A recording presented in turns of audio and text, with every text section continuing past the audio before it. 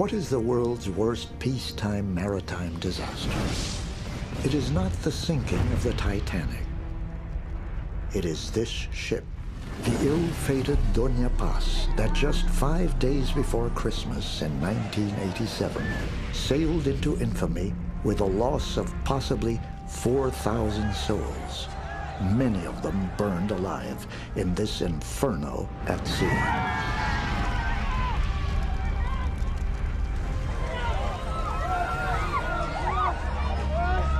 How can a passenger ferry sailing in calm water end up as Asia's Titanic?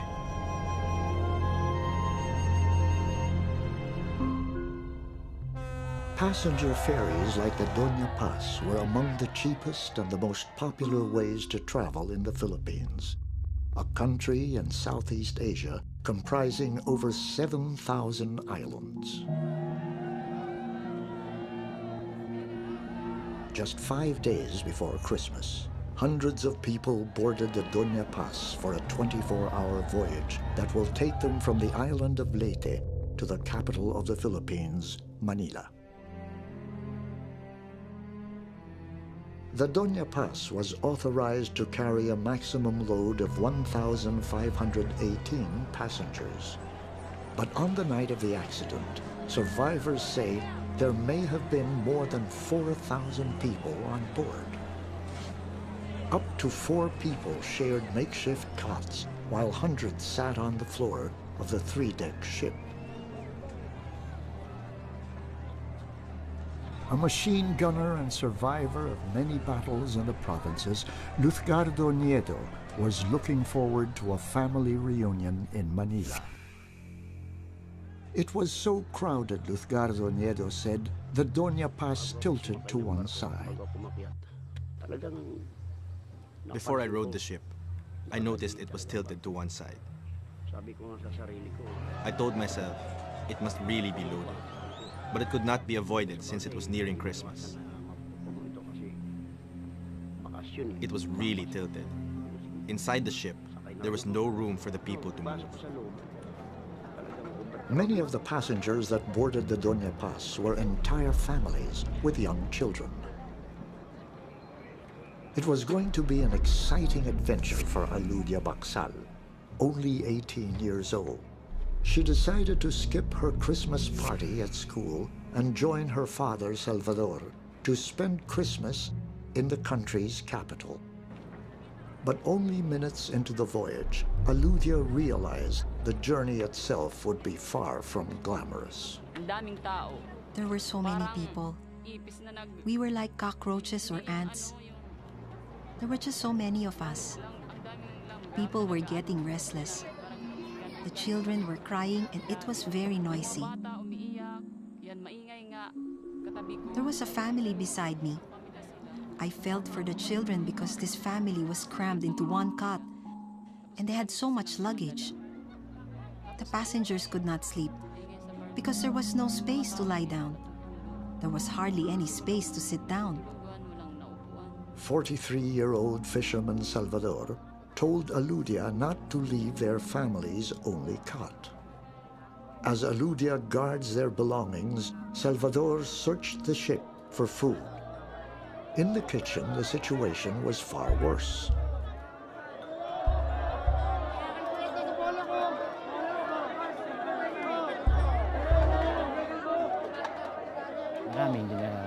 It was a struggle to get food, so many passengers didn't get to eat. Those who were weak, old, not as alert as the rest, and those who had a hard time walking, those people went without food because they had no choice. They suffered through it.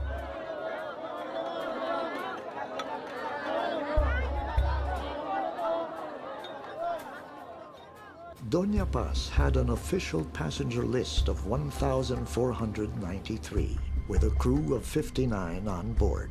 But the list may not have included as many as 1,000 children below the age of 4, and many passengers who paid their fare after boarding. Pedro Surima was only 17 at that time. He had come aboard without a ticket. They didn't count all the passengers because the crowd just got too big.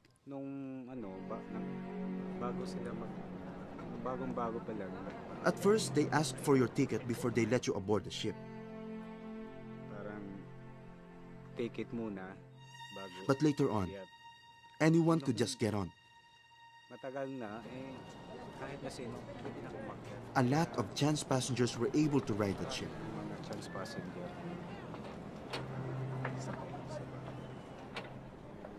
Like many other passengers, Pedro Surima's name would not appear in the ship's manifest. Also not in the passenger list were Philippine military soldiers and police units on their way home for the holidays. They came aboard in the hundreds, some still bearing weapons and wearing their uniforms. Lutgardo Nieto was one of them.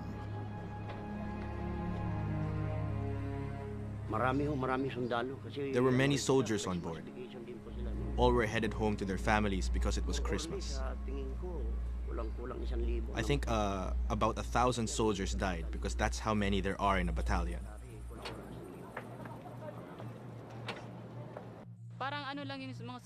There were many soldiers on board. I know because they were still in uniform.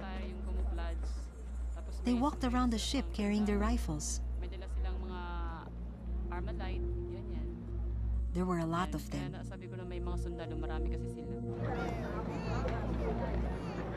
It is believed that more than 4,000 passengers may have boarded the Doña Paz. The ship was going at a steady pace of just 26 kilometers per hour.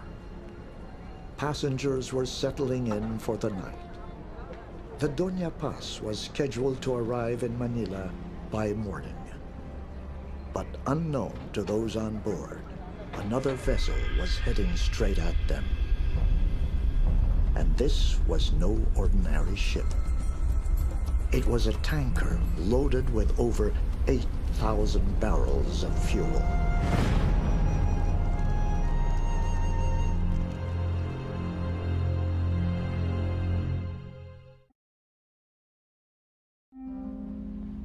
Just 5 days before Christmas, the Doña Paz crashed into the record books as a disaster even greater than the sinking of the Titanic. The Doña Paz was authorized to carry 1,518 passengers, but on the night of the accident, survivors say there may have been more than 4,000 passengers crammed into the 3-deck ferry. It was 10 p.m. The Doña Paz was on schedule to arrive in Manila by morning. Most passengers were getting ready to sleep. But another ship, the MT Vector, was heading straight towards the Doña Paz. Aboard with his daughter Aludia, Salvador Baxal saw the ship coming.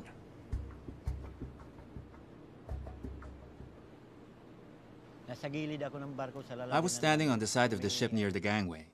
I was peeing. I noticed that ship immediately. I thought it was a fishing boat because it appeared small and with many lights.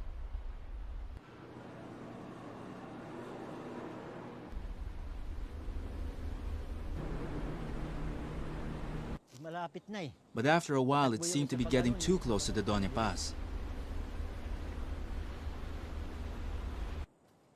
I said to myself, we're going to crash.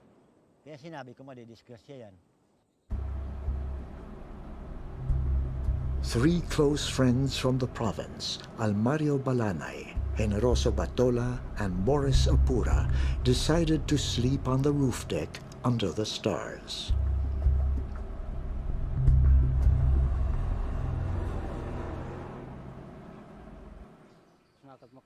Since we did not have a cot, we decided to stay on the roof deck. The three of us were on the roof deck all day until evening. We had just settled in for the night, but after around 5 minutes, we heard a loud sound and felt something bump into us.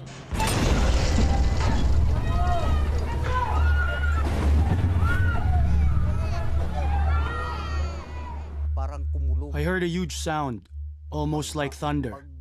I immediately got up.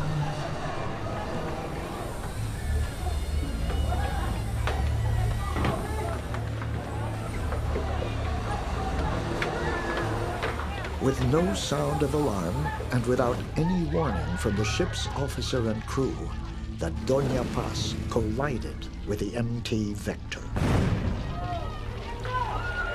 The passengers inside the Doña Paz did not know that they had slammed into another ship, and it was no ordinary vessel.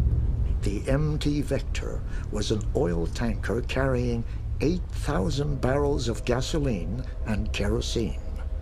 Its bow had rammed into the port or left side of the Doña Paz, right where the engine room and main switchboard were located. The crash knocked out the engines and caused a short circuit, plunging the Doña Paz into total darkness. Military soldier Lutgardo Nieto was on the upper deck when he heard the crash. It sounded like steel going clang, clang. There was a blackout and all the lights went out. I looked at the right side of the Doña Paz. The tail end of our ship was on fire. Then I heard an explosion coming from the engine room.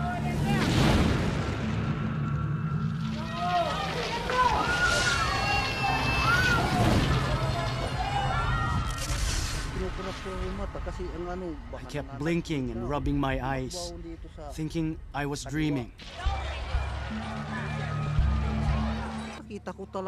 I ran to the other side and saw a smaller ship burning. We ran towards the side of the ship to see what was going on. We saw the ship burning.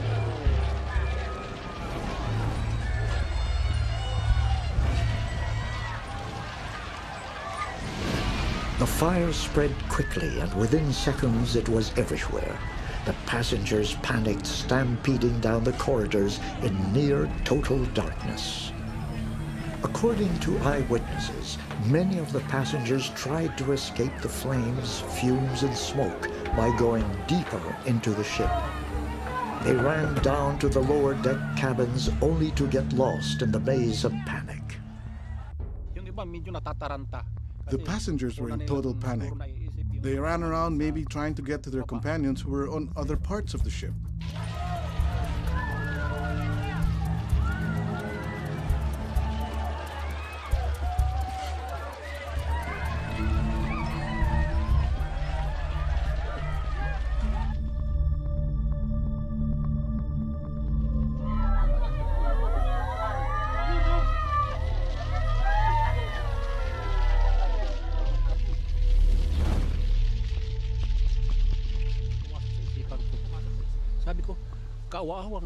I felt so much sorrow.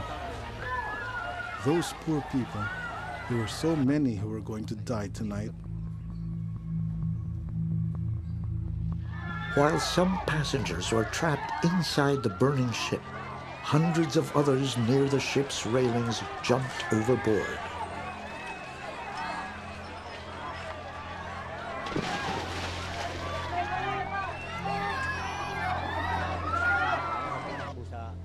I ran back to my daughter Aludia and told her there's a fire. Aludia slumped to the floor and started crying. I told her to be quiet and we were going to jump overboard. It was too late to get a life jacket. There was too much smoke, which was very black.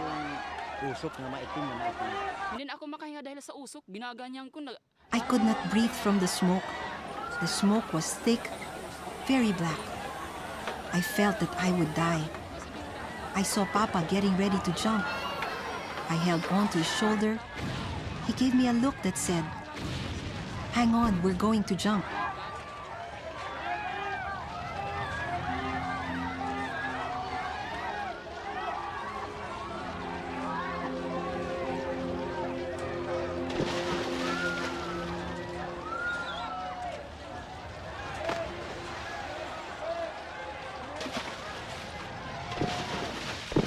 They did not know that the Doña Paz had collided with an oil tanker carrying a deadly cargo of kerosene, diesel, and gasoline, and that the sea they were jumping into was on fire.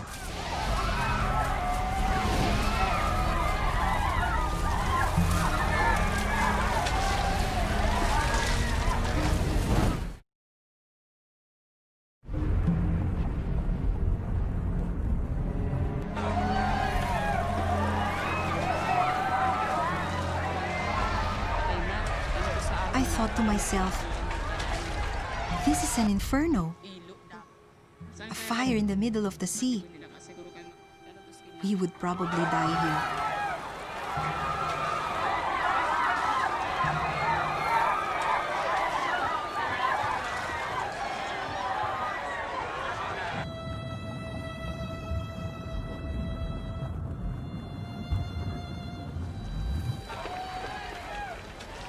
Military soldier Lutgardo Nieto was also among the first to jump overboard.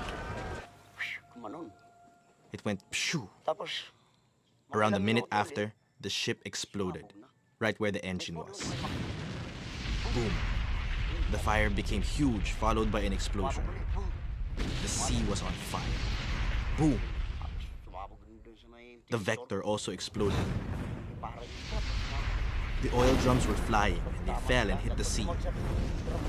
Gasoline and diesel spread in the water. I felt that was it for us. All we did was to swim and swim. Every time we saw the waves that were on fire come our way, we dove deep into the water.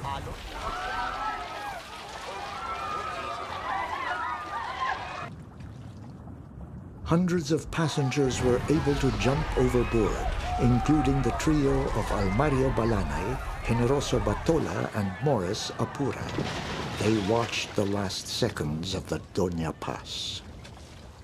The waters surrounding the sinking ships were covered with oil, gasoline, and kerosene. They must dive into the ocean to escape the flaming surface and swim their way outside the deadly ring of fire. The fire was huge. The flames grew to almost a kilometer wide. As the wind blew, the flames grew even bigger. What I did was to stay underwater to avoid the flames. When I felt the surface was hot, I swam further away to avoid it. Finally, when I reached a safe spot away from the flames, I started to cry.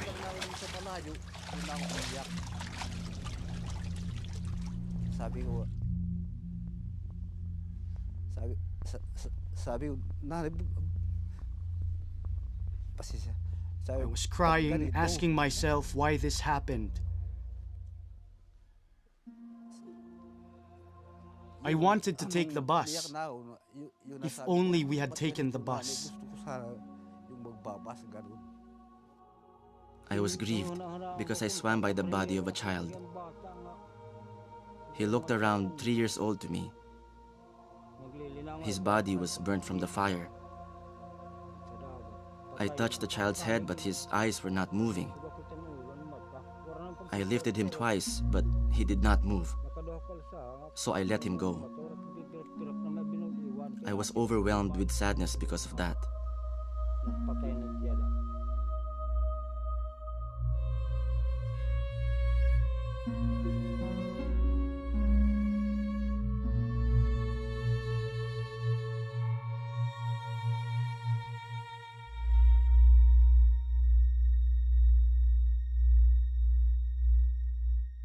For those who jumped from a burning ship to a burning sea, the nightmare was just beginning.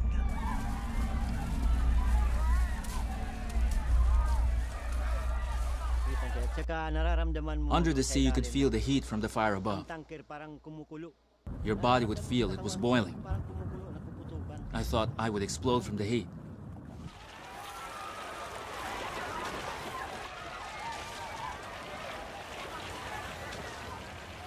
A fisherman and experienced diver, Salvador watched helplessly as bodies flowed past him.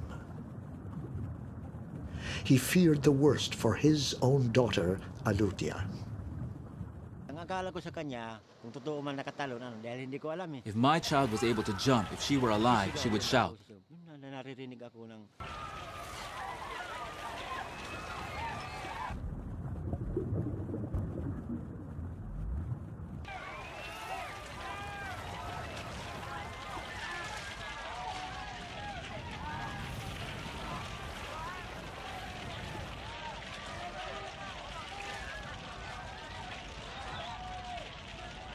I I thought of killing myself. I could no longer bear being in the water. I was too tired from keeping afloat, and I had a hard time breathing. I planned to sink into the water and just drown myself. But I also kept going back up to the surface when I needed to take a breath.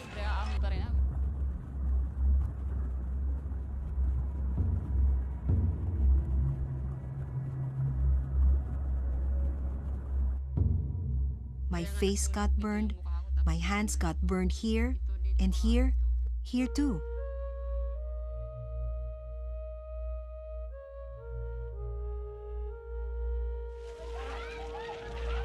Suddenly, Aludia heard a familiar voice. It was her father, Salvador.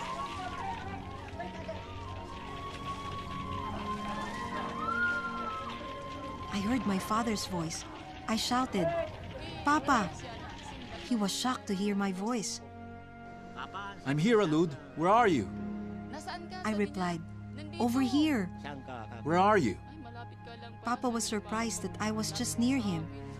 He grabbed hold of my hand, but it was burned and my skin just peeled right off. It was very painful. I asked him not to touch my hand. Reunited with his daughter in the burning water, Salvador felt a surge of relief and a strange sense of peace. It flashed across my mind that I was ready to die at that moment. I finally found her and heard her voice again. We could now die together. In the meantime, I vowed never to leave her side. They would swim for more than an hour in what seemed like an endless wait for rescue that was nowhere in sight.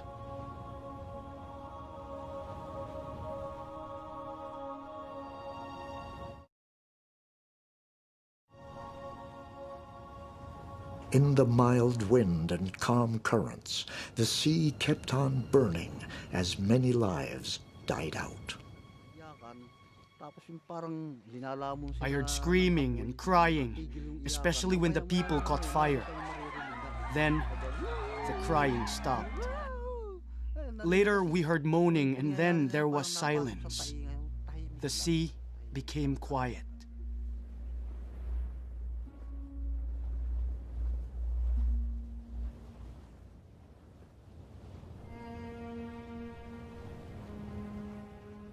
In the days to come, the real horror of the tragedy became clear.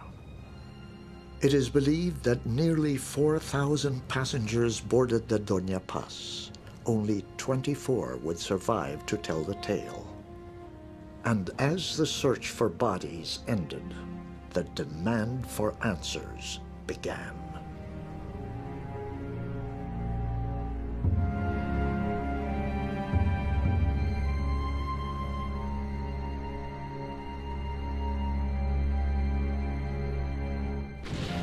It was the world's worst peacetime maritime disaster, a collision between the passenger ferry Doña Paz and an oil tanker in the Philippines.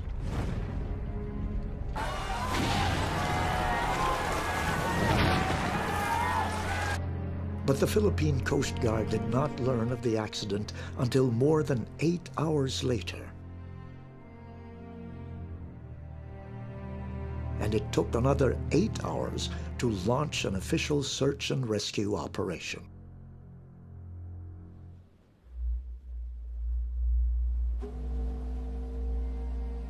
Luckily, help arrives in the form of a passing ship, the Don Claudio. By then, the survivors had been swimming for more than an hour. Father and daughter, Salvador and Aludia, saw the light from afar. A ship arrived. I told Papa, "There's a ship. There's light." Papa said, "Raise your hand so they can see that there's a woman." So I did, and all the others followed. They tried to pull us up with a rope. I told them we are too exhausted, we cannot hang on to it. So they threw the net. Aludia and I climbed up using the net. Only aboard the Don Claudio would Salvador realize just how horribly his daughter Aludia had burned in the water. She was suffering from third-degree burns on her face and arms. Today, her right eye still bears the scar of the flames.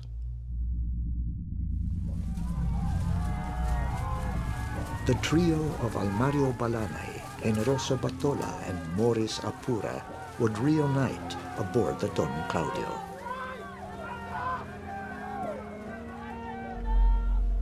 I saw Morris stretched out on a dining table. His body was full of burns.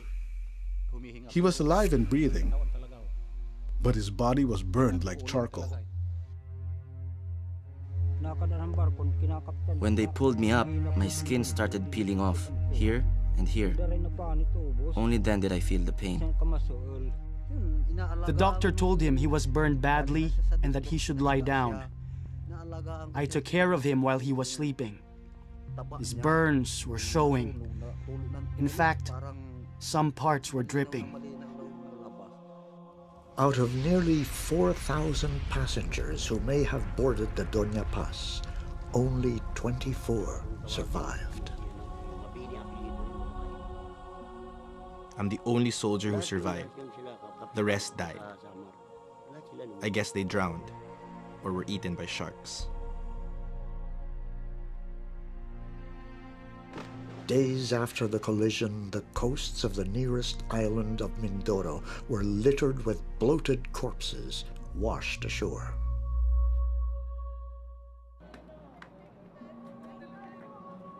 Villagers dug holes in the sand to bury them. Black with burns and slick with oil, the bodies were mangled and almost naked. Small fishing boats also came to shore with bodies trapped in their fishing nets. Villages watched in grief as boat after boat arrived with their terrible catch.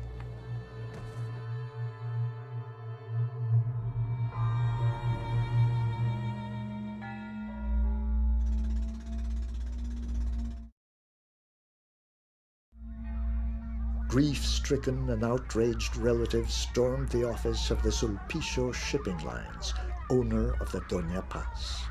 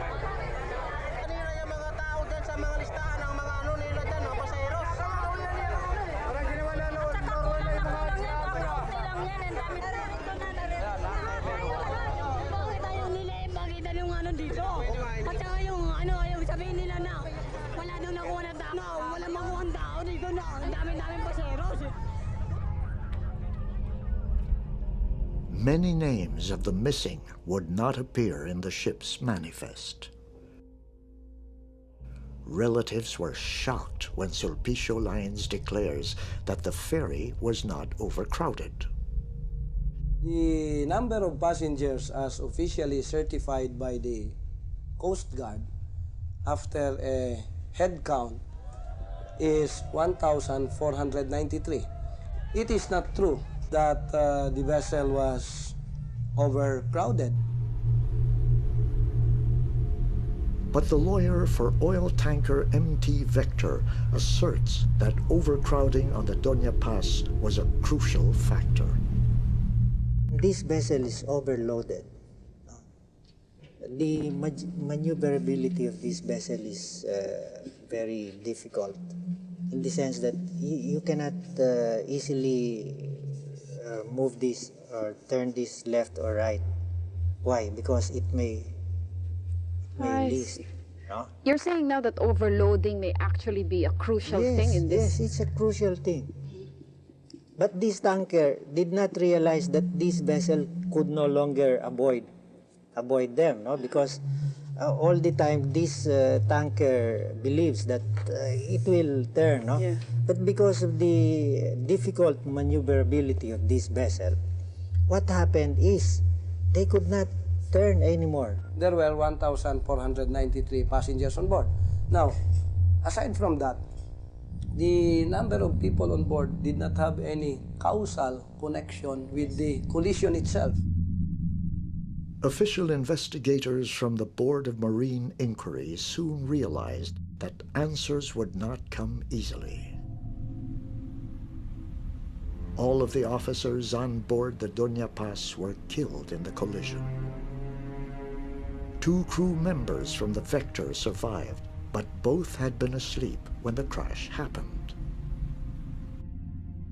For answers, investigators looked to the past, and the Vector had an interesting history. A ship captain who had piloted the MT Vector told investigators that the steering rudder was defective and difficult to maneuver. So difficult that it took 2 people to manually steer the wheel.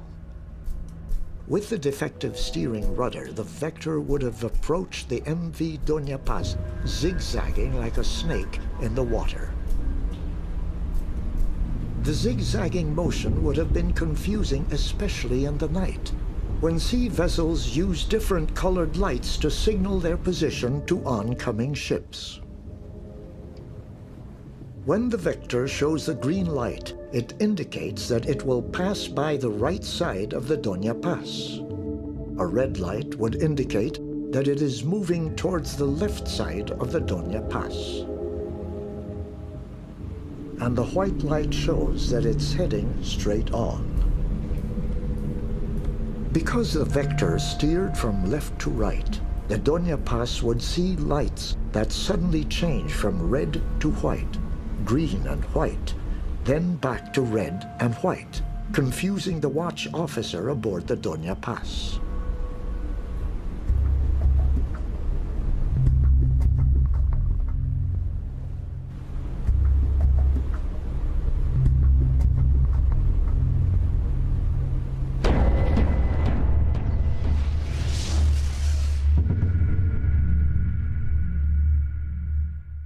Investigators found other disturbing problems.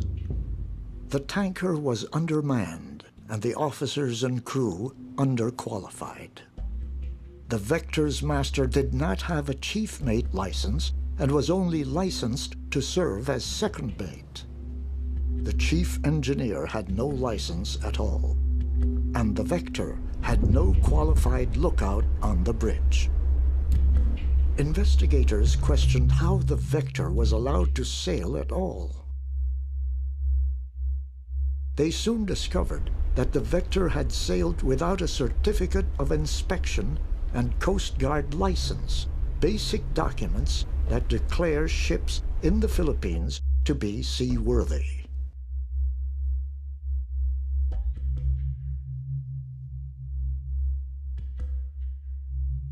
The evidence mounted against the Vector, but one crucial point mystified experts.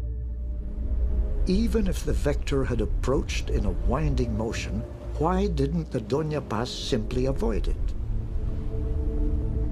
The international rules at sea state that if 2 ships are on high risk of a head-on collision, each must alter her course to starboard or right side to avoid each other. Why did the Doña Paz and Vector get too close? Commodore Benjamin Mata was himself a shipmaster before he became a leading expert in maritime safety. It's like a turtle ramming into the belly of a porpoise. How that can happen is really puzzling to me. I cannot understand why the Doña Paz did not take evasive action and just leave this site.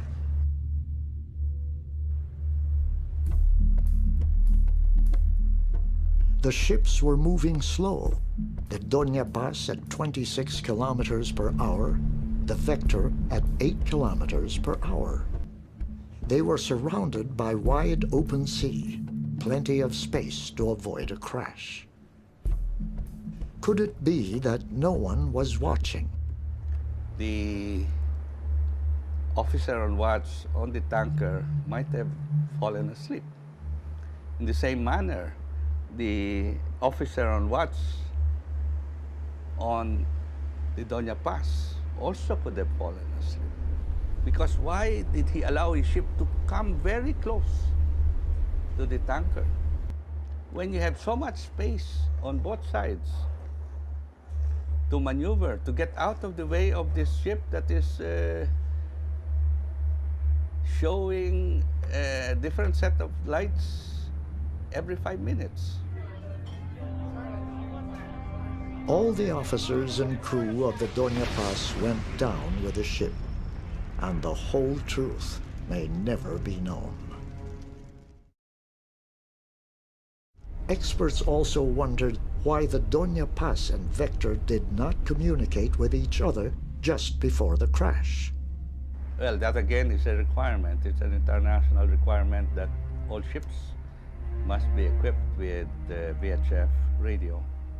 In situations where ships are in sight of each other, they can use the radio to communicate and ask the other ship what his intentions are. And this should be done long before a possible collision will occur. The Vector was discovered to have an expired radio license, and the radio license of Doña Paz turned out to be fake.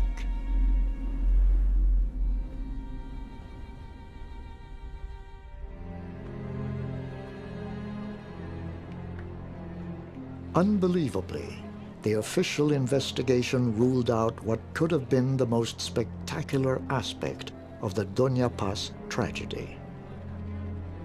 The reported overcrowding of almost 4,000 passengers on board the Doña Paz. The Board of Marine Inquiry dismissed the eyewitness account of the survivors. They ruled that the eyewitnesses were not qualified to count the number of actual passengers aboard and were just making estimates. Investigators took the word of the Philippine Coast Guard boarding team, who insisted to the very end that they conducted a proper head count.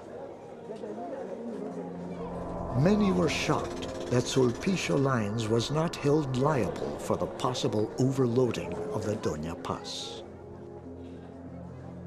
The ruling drew howls of protest from the relatives of unlisted and still missing passengers. Families of each victim received $400 from Sulpicio Lines as compensation. Those who were not on the ship's manifest got nothing. Vector lawyer Jose Sison points out a potential conflict of interest in the official investigation. The Board of Marine Inquiry, or BMI, was under the umbrella of the Philippine Coast Guard, the same body responsible for ensuring proper passenger loads on ferries. I think BMI can come up with that conclusion only. The BMI is under the Philippine Coast Guard, no? So the only way they could exculpate the Philippine Coast Guard is to exonerate Sulpicio. Why? Because if they find all these violations of Sulpicio, these are violations committed by Sulpicio because it was allowed by Coast Guard. But according to the Philippine Board of Marine Inquiry, even if the Doña Paz was overcrowded, this scenario had nothing to do with the collision. We have been saying all along that the cause of the tragedy is not overcrowding or overloading of the vessel. The cause of the tragedy, let's face it, is the collision. Now, the center of focus should be who is at fault in that collision, and then we go into the minor issue, which is overcrowding. Ultimately, investigators put the blame on the vector.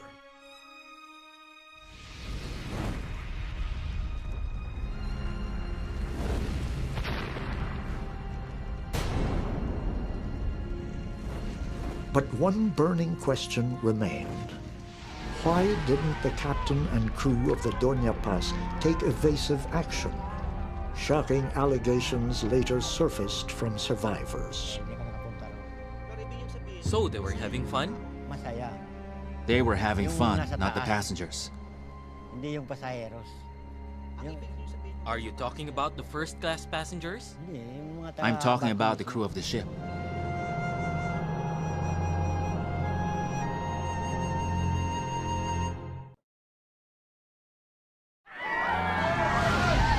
In the greatest sea disaster to ever happen in peacetime, a passenger ferry collided with an oil tanker.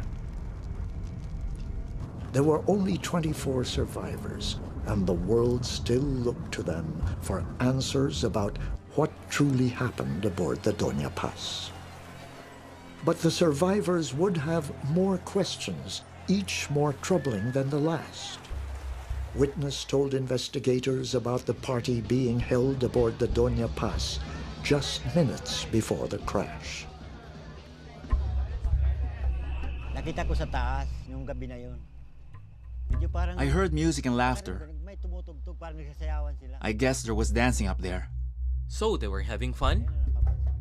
That's what I noticed. Who was having a party? Hindi ko talaga masabi kung sino eh. Dahil They were having fun, not the passengers. They were having fun. yung nasa taas, hindi yung pasaheros. Are you talking about the first-class passengers?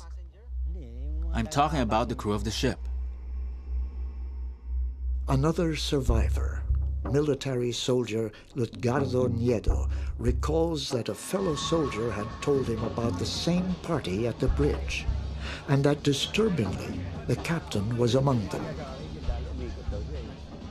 The soldier told me that he'd been going around the ship, and he was specific that he came from a party at the bridge.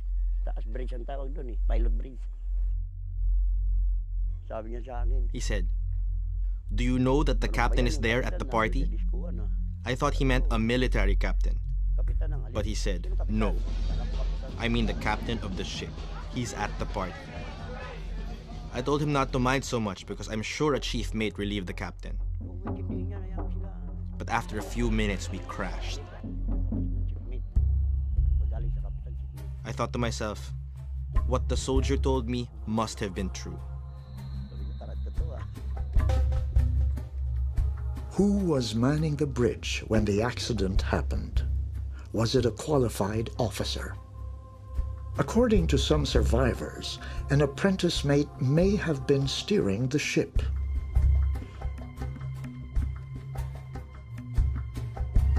The truth may never be known.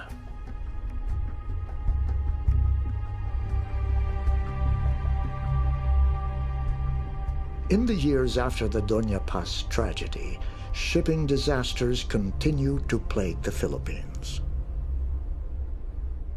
In 1988, nearly a year after the tragedy, the Doña Marilyn, a sister ship of the Doña Paz, sank off the central province of Leyte, killing some 300 lives.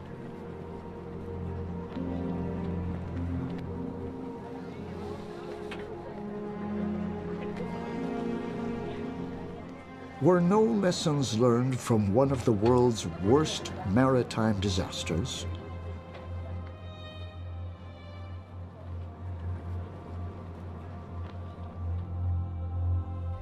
It has been 20 years since that fateful December day. But for the survivors, those terrible memories will never fade. Nag-land travel kami. Sumakay din. Kailangan madali lang. From Matnong to Alin lang eh. These days, traveling by land or air is easy and a lot faster. So to take the ferry from Manila to Leyte No. I don't want to ride a ship again. I'm afraid to get on because if it sinks, I may not be as fortunate. I'll just take the plane. It's faster. I don't want to ride a ship again. I won't, even if it's for free. As I was there watching it happen, I prayed to God that He let me live because my family needs me. They depend on me, and I promised to serve them till my last breath. They are the reason why I fought to stay alive that night.